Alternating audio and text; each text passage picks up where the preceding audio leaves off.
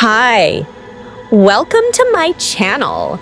Today I'm going to show you a simple under the sea themed graphic that I made for my kids.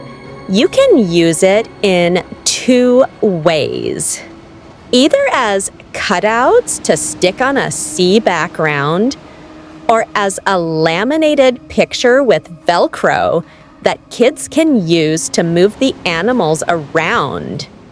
My kids chose an octopus, a crab, a turtle, fish, a dolphin, and a whale. And since animals have places to hide under the sea, I added a few plants. Do you like this idea?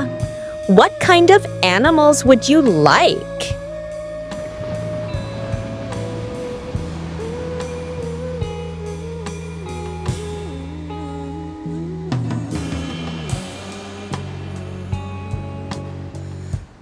Now I'll let you watch the lamination and gluing of the Velcro in peace.